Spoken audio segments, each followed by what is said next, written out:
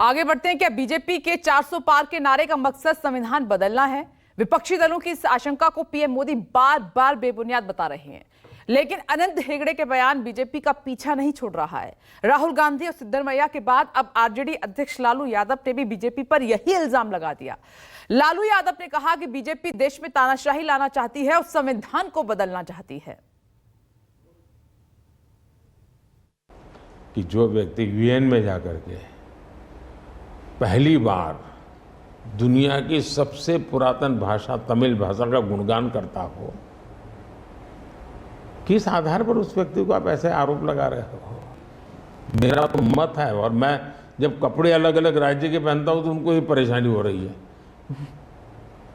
मुसीबत उनकी है कि वो एक सांचे में देश को डालना चाहते हैं। हम तो विविधता की पूजा करते हैं, हम विविधता को सेलिब्रेट करते हैं। जबान पर भले ही संविधान नहीं आया, लेकिन पीएम मोदी ने विपक्ष की आशंकाओं को सिरे से खारिज कर दिया। उस इल्जाम को भी निर्मूल कर दिया जिसे आज सुबह आरजेडी अध्यक्ष लालू यादव ने लगाया था।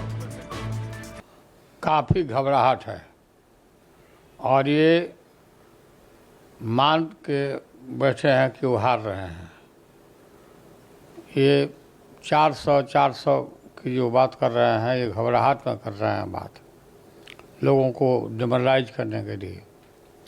और लगातार इनके नेता, इनके पार्टी के नेता ये बोल रहे हैं खुलम खुला कि हम संविधान को बदल रहे हैं।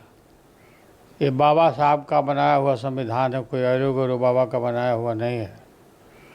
जो भी कोशिश करेगा संविधान को बदलने के लिए, देश की गरीब पिछड़ी और दलित जनता आंख निकाल लेगी इनका। और खबरदार अगर इस तरह का जो साहस किया तो बाबा के बनाए हुए संविधान को बदलने की कोशिश, देश की जनता माफ नहीं करेगी, टॉलरेट नहीं करेगी। लालू यादव ने पीएम मोदी पर जो आरोप लगाया वो राहुल गांधी समेत कांग्रेस के तमाम नेता लगा रहे हैं। इंडिया गठबंधन के घटक दल बार बार इसकी आशंका जता रहे हैं, लेकिन पूर्व प्रधानमंत्री और कर्नाटक में बीजेपी के सहयोगी जेडीएस के संस्थापक एचडी देवेगौड़ा ने दावा किया कि विपक्ष की इस आशंका को पीएम मोदी पहले ही खारिज कर चुके। 3 states Karnataka, Telangana, Himachal. That is gone. Prime Minister of this country has made a categorical assurance. There is no question of change in the constitution. जो लालू जी अपना काम कर रहे हैं और पार्टी के राष्ट्रीय अध्यक्ष होते हुए वो अपनी जिम्मेदारी को बखूबी निभा रहे हैं। लगातार जो है भाजपा के कई नेता जो है संविधान को बदलने की बात कर रहे हैं और प्रधानमंत्री जो है चुप है। इसका ये मतलब है कि उनकी सहमति है। अगर सहमति नहीं है तो इन सभी उम्मीदवारों पर, प्रत्याशियों पर कार्रवाई क्यों नहीं कर रहे, क्यों नहीं कुछ बोल रहे? हर जगह जो है अब तो खुले मंच पे ये लोग बोल रहे हैं, साफ तौर पे जो है ये लोग अपना एजेंडा को लागू करना चाह रहे हैं।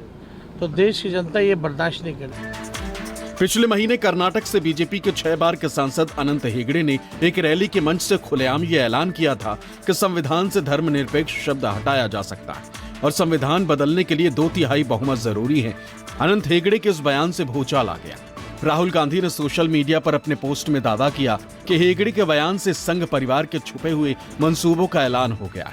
मल्लिकार्जुन खड़गे से लेकर विपक्ष के दूसरे नेता भी बीजेपी पर टूट पड़े और चुनावी चौसर में विपक्षी दलों के पास बीजेपी के खिलाफ एक बड़ा सियासी हथियार मिल गया।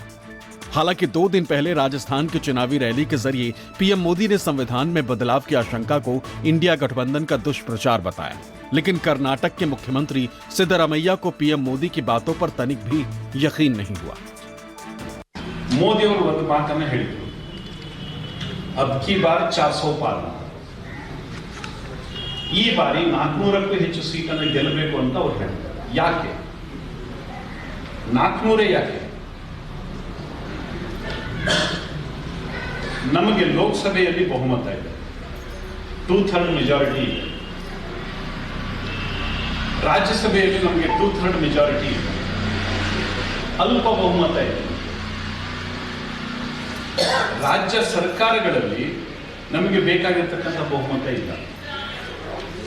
ಸಂವಿಧಾನವನ್ನ ತಿದ್ದುಪಡಿ ಮಾಡಬೇಕಾ? बाबा साहब आम्बेडकर खुद आ जाए तो भी संविधान खत्म नहीं कर सकते हैं।